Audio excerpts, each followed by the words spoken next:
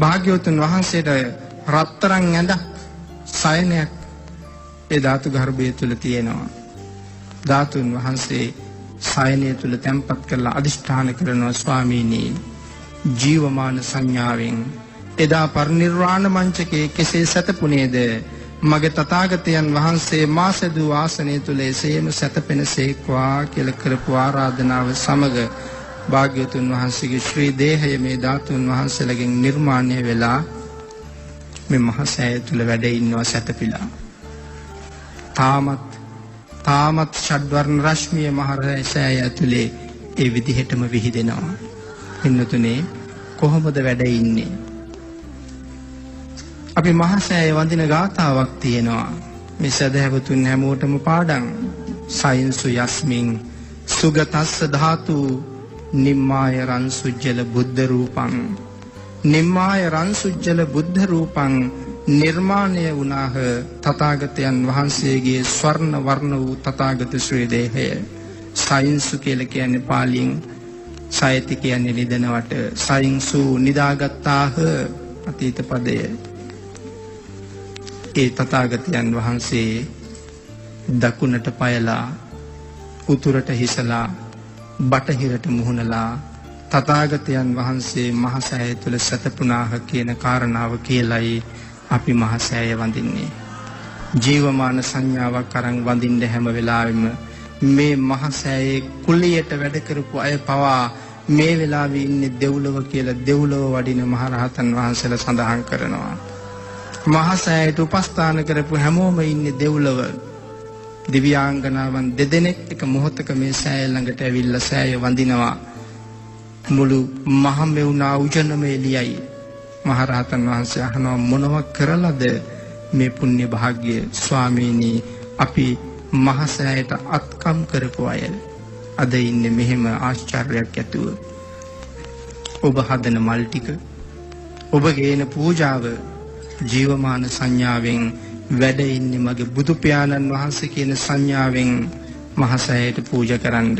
බටහිරට මුහුණලයි සතපෙන්නේ ලෝක ධාතුවේ බටහිරට මුහුණලා සතපෙන එකම තැන මේ මහසෑය විතරයි.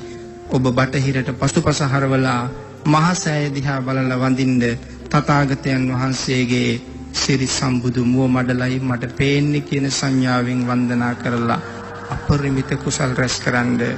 පින්නතෙනි මේ මළුවට ආපු කිසි දවසක තථාගතයන් වහන්සේට පිටුපාන්න එපා. අපි ඒ කාරණාව හොඳටම හිතන්න ඕනේ. තථාගතයන් වහන්සේ වැඩ ඉන්නේ ඔබ ළඟ. කිසි දවසක පිටුපාන්න එපා තථාගතයන් වහන්සේට. අපි පිටුපාලා ඉන්න බව දෙවි බඹුන් දකිනවා. උන්වහන්සේලා කොහොම ඉවසයිද කියලා හිතෙනවා අපි එහෙම හිටියොත්. අපමණ ශ්‍රද්ධාවෙන් අපමණ ගෞරවයෙන් ඔබ මේ මළුවට එන්න.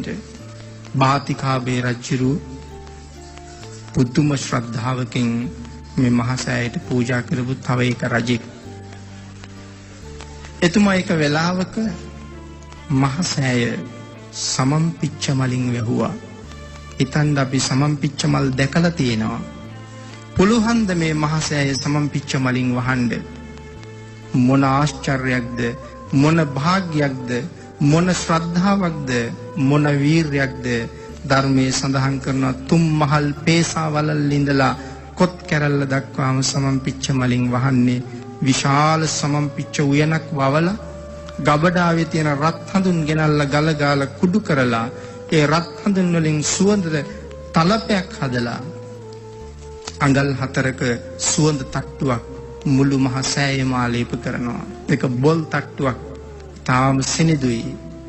සමන් මල් නෙලලා අර තට්ටුව තුල මල් නටුවෙන් එන තමයි මල් රඳවලා තියෙන්නේ.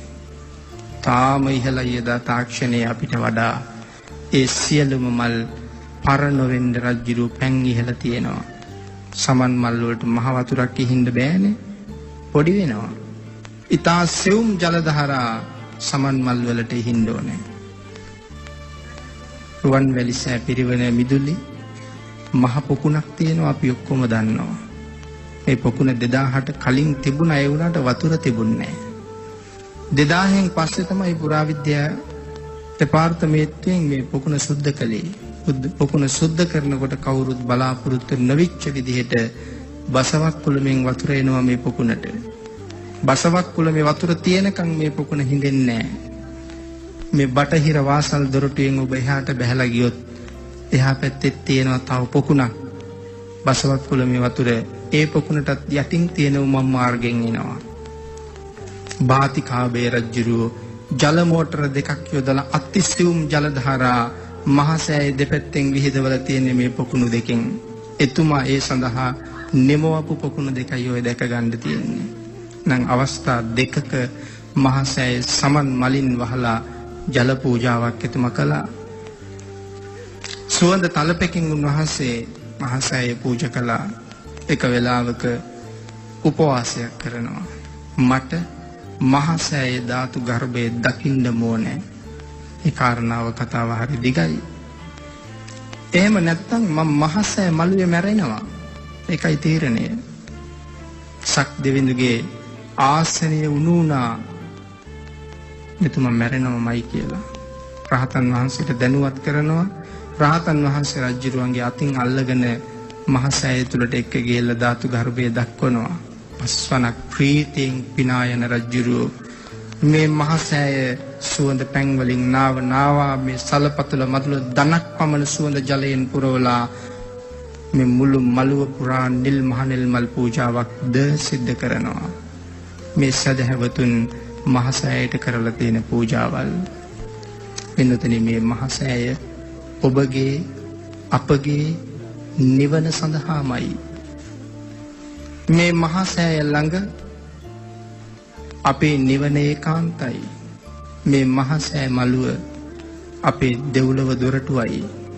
ශ්‍රද්ධාව දියුණු කරන්න, ගුණ වඩන්න, තෙරුවන් සරණ යන්න, ජීවමාන සංඥාවට එන්න බුදු පියාණන් වහන්සේ පුදන්න.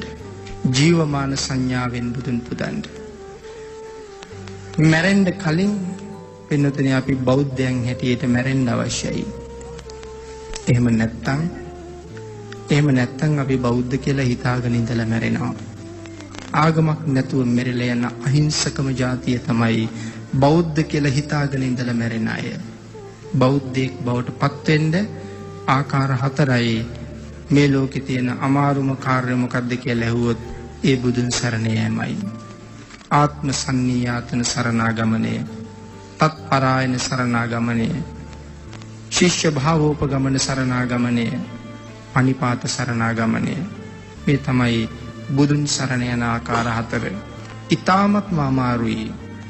සුඛස්සාහාරාසෝ වග්ගිකා සුඛ විපාකා සග්ග සංවත්තනිකා ආදි වශයෙන් සඳහන් කරනවා. මේ කාරණාව පුණ්‍යාභිසන්ද සූත්‍ර දේශනාවේ සෝ අග්ගිකා බුදුන් සරණ ගියපු කෙනාට ඊ타ම අග්‍ර වූ සැපයක් ලැබෙනවා.